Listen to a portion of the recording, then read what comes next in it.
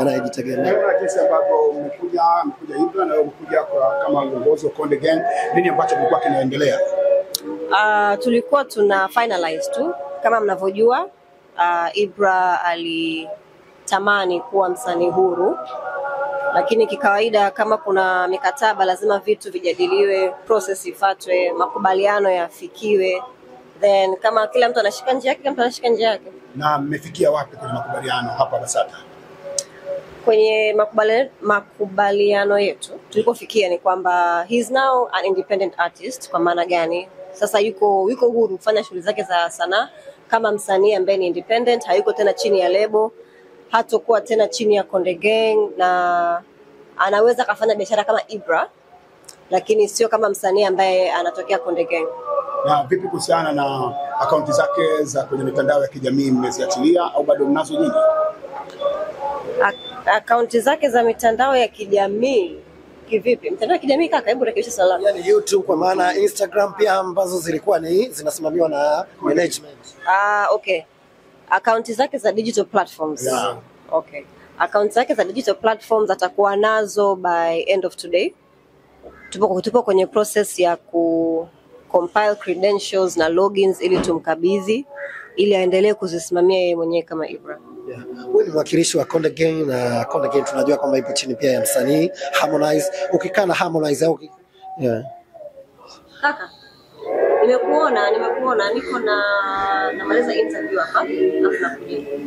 Lakini tunajua kwamba Konde Gang pia ipo chini ya msanii Harmonize. Labda pengine kwenye swala la Ibra, wewe kwa namna ambavyo ulikuwa unafunga safari ya kutoka Konde Gang kuja BASATA, Harmonize anazungumza kitu gani kuhusiana na swala la Ibra? Moyo wake upo safi kabisa kwa Ibra kwenda kujitegemea, au kutokana na yale yaliyotokea labda moyo wake umeamua tu kukubaliana na hali, lakini pengine bado alikuwa na matamani ya kumuona Ibra Konde Gang?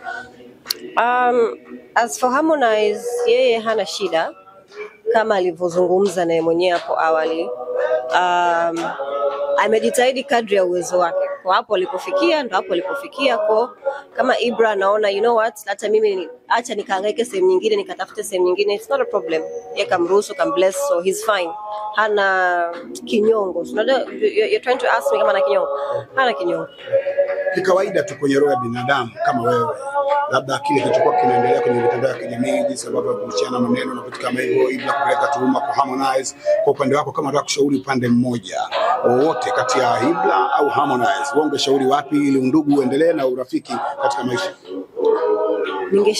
Kushauri yani, hebu bless lako. Ibra ambaye sasa anaenda kwenye maisha yake binafsi ya kujitegemea, alikuwa kwa wazazi, anaenda kuanza maisha ya ghetto bwana, ya kupanga. Ukiwa kama dada, pengine sasa neno lolote kwa Ibra kwenye maisha yake ya kujitegemea, lakini pia Harmonize kama boss ambaye amekuwa na management, amekuwa na wasanii, lakini leo tunaona Harmonize anabaki peke yake, hamna tena msanii ambaye yupo kwenye lebo. Pengine neno lako lote kwa mdogo wako Ibra, lakini pia kwa boss Harmonize kwa hiki ambacho kimeendelea. Kwa Ibra mimi nimtakia kila laheri. Muziki ni safari. Kila hatua dua. Kwa kama hapa alipofika anaona kuna sehemu nyingine anaweza kaenda akajipambania ikawa better zaidi, it's okay. God bless him. Namtakia kila laheri. Kama nilivyosema, muziki ni safari, so na ugomvi ukitokea, mara nyingi watu wakigombana, ugomvi huwa haudumu. Baada ya muda maybe tutategemea kuona wakifanya kazi, maybe tutategemea kuona wakisupportiana, wanasupportiana mpaka sasa hivi, lakini my point being, muziki ni safari na namtakia kila laheri, endelee kupambana. Kwa upande wa Harmonize, nadhani kwa jitihada alizozifanya, whether ni kubwa au ndogo, yeye mwenyewe ameridhika nazo, ameona it's okay. Labda hapa nilipofika sasa tena kuendelea. Kwa yeye kuamua kumruhusu Ibra endelee na mambo yake mengine, sidhani kama kuna tatizo, sidhani kama kuna ubaya, kwa sababu siku zote ukiwa unafanya biashara kuna kupata na kuna kukosa. Ukipata unasema asante, ukikosa unasema okay, pengine labda hapa nilipofika sina nguvu nyingine ya kuwekeza, mtu mwingine aje aongezee ile nguvu nyingine ili aendelee. Yuko tayari kusaini wasanii wengine au kwa sasa anaona pengine apumzike kidogo aendelee yeye mwenyewe kama? Kwa hilo siwezi kulizungumzia kwa sasa, kwa sababu kuna conversation nyingi zinaendelea internally kuhusu future ya Konde Music iweje na iende vipi. Kwa maana kwamba mnajitafakari. Yes, tunajitafakari kwa sababu kama tulivyosema, hii ni biashara, na ukiwa unafanya biashara lazima una project kwamba hapa ninavyo invest kwa fulani naweza nikapata, ama ninavyo invest hapa naweza nikapata. Sasa ikitokea tofauti au ikitokea labda hujafikia malengo yote uliojiwekea, una haki ya kurudi nyuma na kusema hebu ngoja nijiassess kwanza, nione wapi napatia, wapi nakosea, wapi panahitaji kujipanga upya, ama wapi niboreshe. Ni kitu gani ambacho tukijui kutokana na sakata hili japo limekwenda kuisha, unatamani useme kwa kuwa ni mtu wake wa karibu kwenye lebo ya Konde Gang? Kitu gani ambacho hatukijui? Wasanii wanao invest kwenye hii biashara, wasanii ambao wanaamua kufungua malebo, ni wasanii ambao kwa udhati kabisa wana mapenzi na hii biashara. Kwa kusema hivyo, wanakuwa wanajitoa sana, sometimes hata kwa namna ambavyo sisi kama umma hatuelewi na wala hatuoni. Kwa hiyo matarajio yao yakienda ndivyo sivyo, ama yasipofikia malengo ambao walijiwekea, of course kibinadamu inawasononesha, lakini kwa sababu bado wana ile passion ya kutaka kufanikiwa katika eneo hili, wataendelea kujaribu. So ninachojaribu kusema ni kwamba things happen. Tunaona sasa hivi sio conversation tu ya Konde Gang, sijui wasanii kuondoka kufanya, ni conversation ambayo ipo kwa malebo yote ambayo tunayo sasa hivi. Kwa hiyo inakuambia nini? Hiyo inakuambia kabisa kwamba kuna nia ya kuwekeza kwenye biashara, kuna nia ya kutaka kuinua vipaji tofauti vya vijana mtaani, lakini inafika pahala lazima mtu ujiulize, kibiashara ninavyosonga hivi ni sawa ama si sawa? Na kama sio sawa, nini kibadilike? Nini nifanye tofauti? Nini niongeze? Nini nipunguze? Kwa sababu hata kama tuna malengo ya kuinua vipaji, tuna malengo ya kusaidia washikaji zetu mtaani, vijana zetu mtaani, at the end of the day it is a business. If we are not making the right money, we are not making the right profit, nina haki ya kujiuliza mara mbili, okay, hiki ninachokifanya inakifanya sawa sawa, ama niangalie utaratibu mwingine wa kukifanya.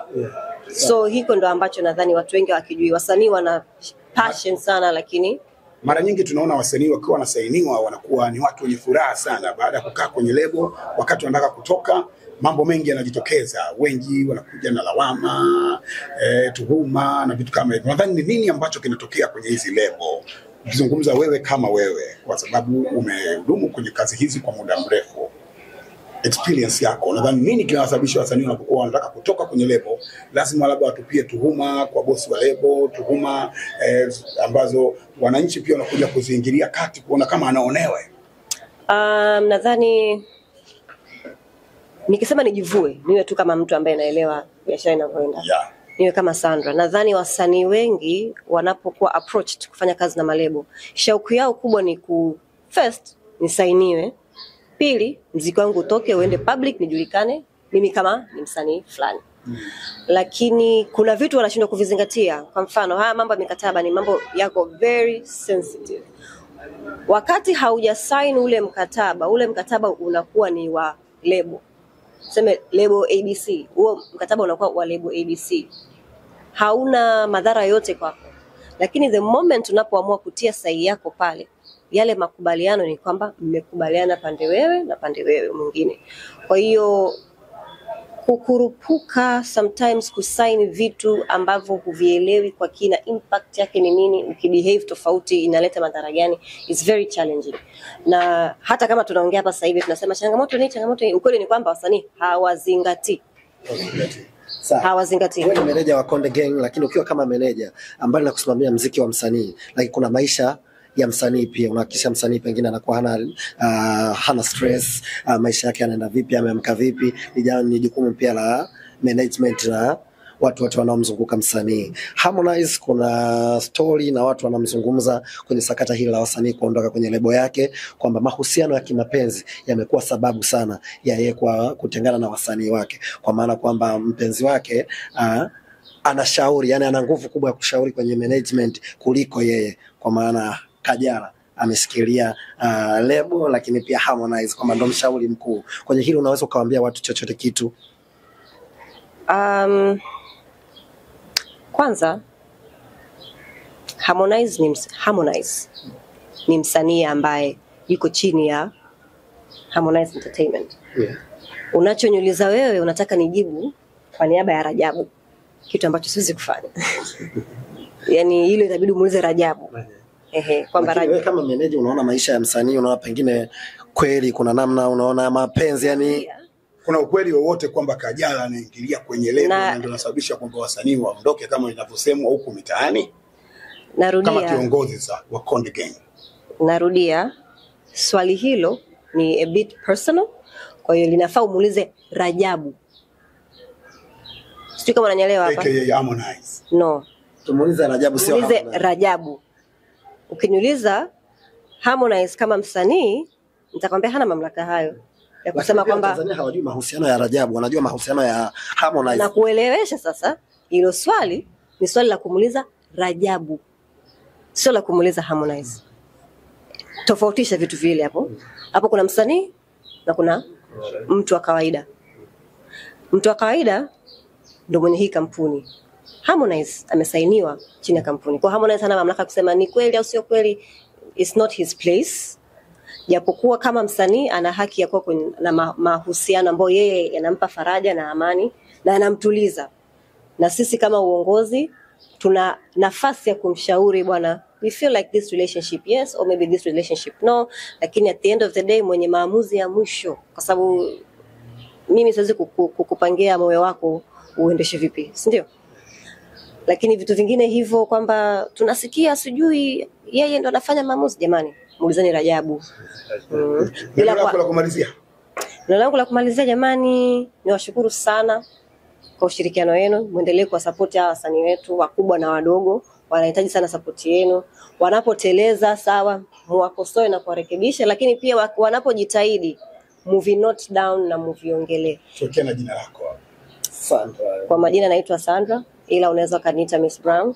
Mimi ni artist manager na music business executive wa hapa East Africa. Tupo na paparazzi pia. Paparazzi nako.